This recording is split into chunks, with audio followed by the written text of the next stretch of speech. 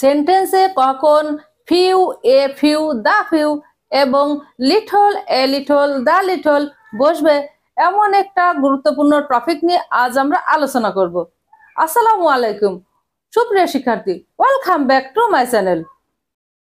সুপ্রিয় শিক্ষার্থী, সেন্টেন্সে কোথায় few, a few, the few এবং little, a little, the little বসে এ বিষয় নিয়ে তোমরা অনেক সময় কনফিউশনে থাকো, আবার অনেক সময় ভুলও করে থাকো।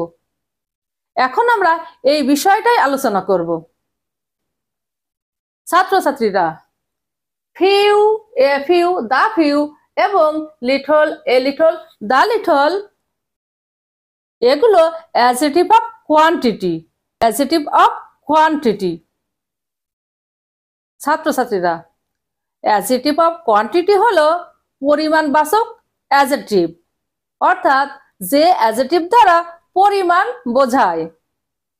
এই পরিমাণ আমরা দুভাবে নির্ণয় করতে পারি, গণনার মাধ্যমে ও ওজনের মাধ্যমে।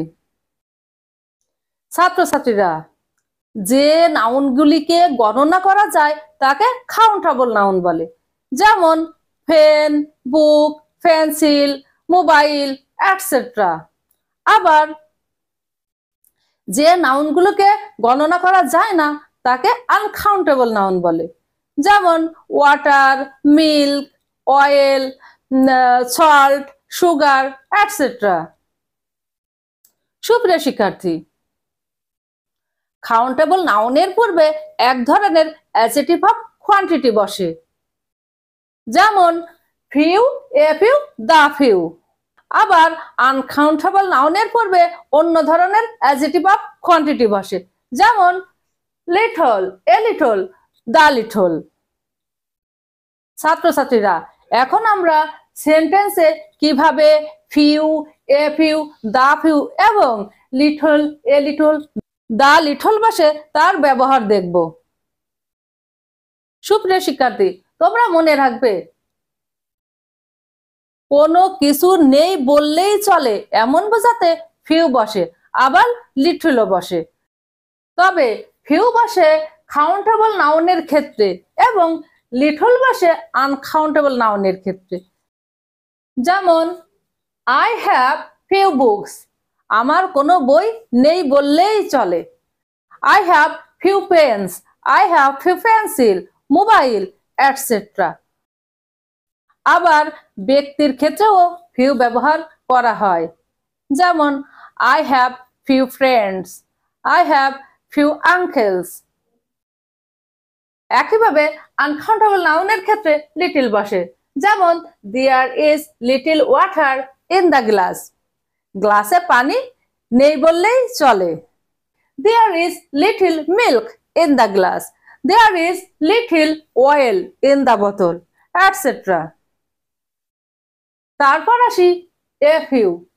এ ফিউ অর্থ অল্প কিছু, যেমন I have a few pens, I have a few pencil, I have a few books।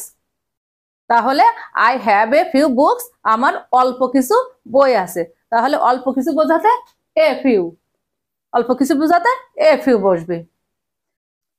আবার ব্যক্তির ক্ষেত্রেও a few ব্যবহার হয়, যেমন I have a few friends, I have a few uncle। ওকে, একইভাবে there is a little water in the glass, গ্লাসে অল্প কিছু পানি আছে। অল্প কিছু বোঝাতে আনকাউন্টেবল নাউনের ক্ষেত্রে কি হবে? A little. ছাত্রছাত্রীরা, ফিউ সবসময় কাউন্টেবল নাউনে বসবে এবং লিটল সবসময় আনকাউন্টেবল নাউনের ক্ষেত্রে বসবে। তাহলে there is a little oil in the bottle, there is a little milk in the glass etcetera. Next, the few. সুপ্রিয় শিক্ষার্থী, এবার আসি দা ফিউ। দা ফিউ অর্থ কিছু কিন্তু সব, যেমন আমার যা অল্প কিছু বই আছে তার সবগুলোই সে ধার নিয়েছিল। তাহলে এটাকে আমরা ইংলিশে কিভাবে বলবো? এটা হবে হি borrowed the few books I had, he borrowed the few books I had. আবার he took the few pens I had.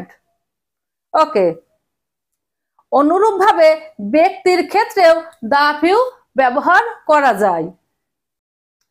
যেমন the few friends I have had come to my birthday party.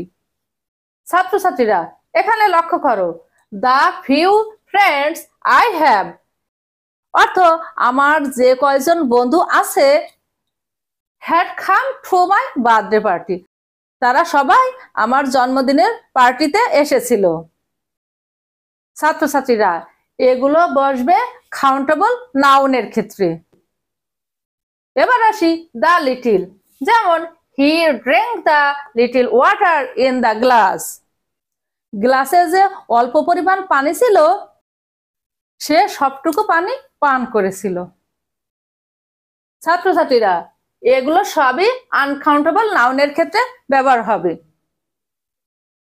ছাত্রছাত্রীরা countable নাউনের সাথে কোনটা বসবে আর uncountable নাউনের সাথে কোনটা বসবে সেটা তোমরা খুব সহজে একটা টেকনিকের মাধ্যমে মনে রাখতে পারো। যেমন কাউন্টেবল, কাউন্টেবল কি ছোট শব্দ, তাই তার সাথে ফিউ।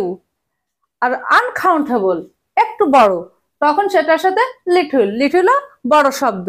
তো এই টেকনিকের মাধ্যমে তোমরা কাউন্টেবল নাউনের সাথে ফিউ এবং আনকাউন্টেবল নাউনের সাথে লিটল এটা মনে রাখতে পারো।